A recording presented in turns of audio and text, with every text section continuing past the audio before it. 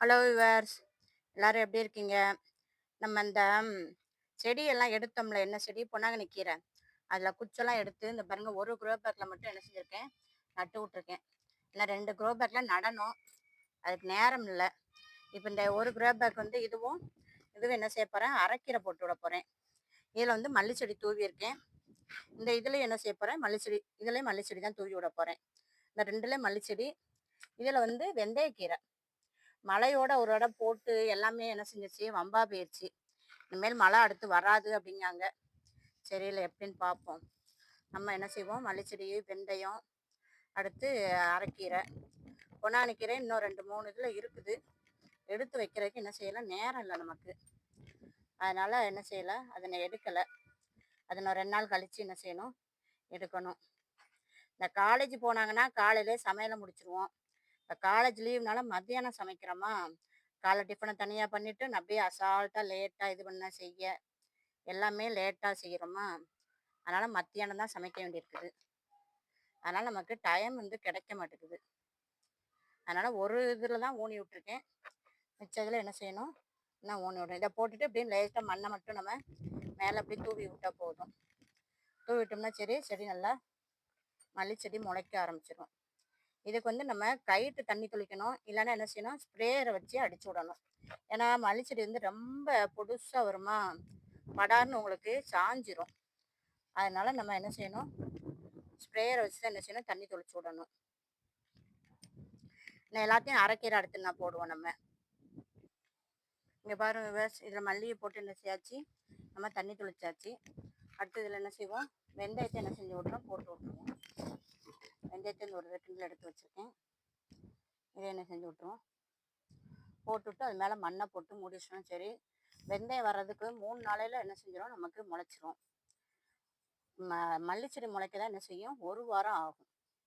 1 வாரம் கழிச்சு தான் என்ன செய்வாங்க, இவங்க முளைப்பாக. போட்டுட்டு என்ன செய்யலாம், மண்ணை மட்டும் நம்ம கிளறி விட்டுருவோம். இல்லை மண்ணை கூட நம்ம என்ன செஞ்சு விட்ருவோம், மேலே தூவி விட்டுருவோம். இந்த வெந்தயம் தெரியாத அளவுக்கு மண்ணை அப்படியே நல்லா மேலே என்ன செய்யுங்க, அப்படியே தூவி விட்டுருங்க. தூவி விட்டு கொஞ்சம் அப்படியே லைட்டாக என்ன செஞ்சு விட்ருங்க, தண்ணி தெளிச்சு விட்ருங்க, கைட்டு தெளிச்சு விடுங்க. கொஞ்சம் செடி முளைக்க ஆரம்பிச்சப்பறம் என்ன பண்ணுங்க, ஸ்ப்ரேயர் வச்சு நம்ம என்ன செஞ்சு விட்ருங்க, தொளிச்சு விட்ருங்க. அப்புறம் தான் செடி வந்து சாயாமல் இருக்கும். இங்கே பாருங்க விவர்ஸ், மேலே இலையிலையும் தண்ணி தெளிச்சு விட்டாச்சு.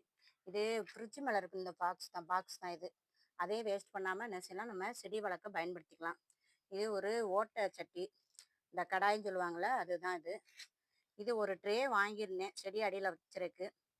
இப்போ அடியில் வைக்கிறதுக்கு நம்ம தான் தரையில் வச்சிட்டோம்ல, அதனால் தேவையில்லைன்ட்டு அதுலேயும் மல்லி செடி போட்டேன்.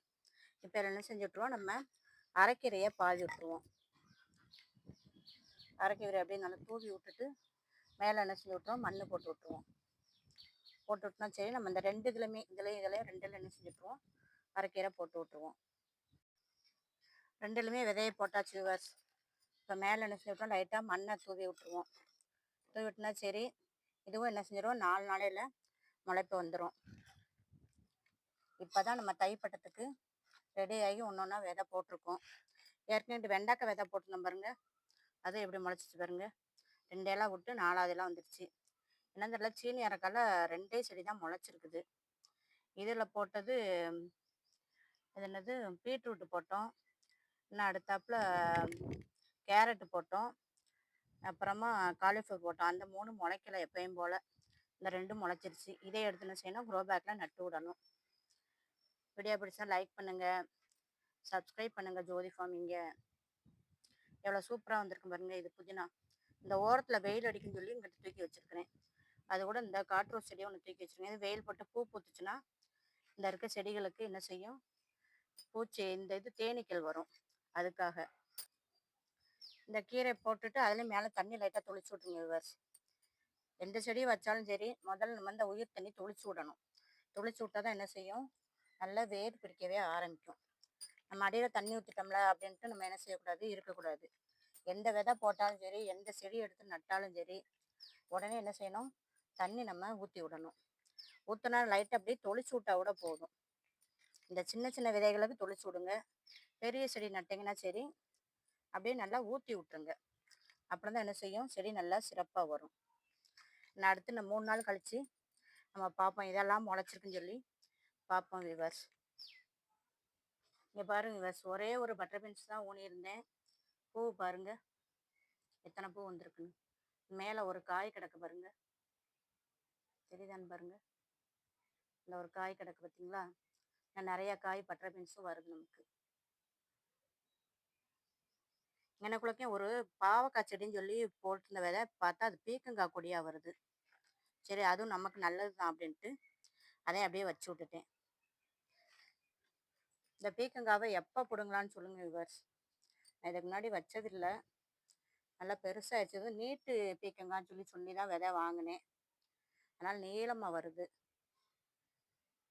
நான் செடிகளுக்கெல்லாம் தண்ணி விடலை, கொஞ்சம் வெயில் பட்டோன்னே எப்படி இருக்குன்னு பாருங்க. ஏன்னா நேற்று நைட்டு மழை தூர்னனால அப்படியே விட்டுருந்தேன், கொஞ்சம் இதாகுறாங்க. எல்லாமே செடி எல்லாமே சிறப்பாக வந்துக்கிட்டு இருக்குது. இதில் பாருங்க பூ வந்துருச்சு பாருங்க, நித்தியமல்லியில் மொட்டு இருக்குன்னு சொன்னேன்ல. அடுத்து நிறைய கிளையில பூ வந்துருச்சு. என் மேலேயும் பாருங்க மொட்டு எவ்வளோ வந்துருக்குன்னு பாருங்க. எல்லாமே சிறப்பாக வருது. இந்த பாருங்க எல்லாத்துலேயுமே மொட்டு வச்சுட்டாங்க. வீடியோ பிடிச்சா லைக் பண்ணுங்க, சப்ஸ்கிரைப் பண்ணுங்க. இந்த செடி மொச்சையும் இல்லை, பீன்ஸும் இல்லை, கொடி அவரை மாதிரி இருக்குது விவர்ஸ். பூ வருது, அவரைக்காய் பூ மாதிரி தான் தெரியுது. அடுத்தாப்புல காய் வந்தால் தான் நமக்கு தெரியும். நான் பீன்ஸுன்னு நினச்சி அடுத்து மொச்சைன்னு நினச்சி கடைசிக்கு அது கொடி அவரையாக போயிடுச்சு. நான் காய் வந்த பிறகு காமிக்கேன் உங்களுக்கு. வீடியோ பிடிச்சா லைக் பண்ணுங்க, கமெண்ட் பண்ணுங்க. நிறைய பேர் கமெண்ட் பண்ணீங்க, ரொம்ப நன்றி. வீடியோவை ஃபுல்லாக பாருங்க. தேங்க்யூ.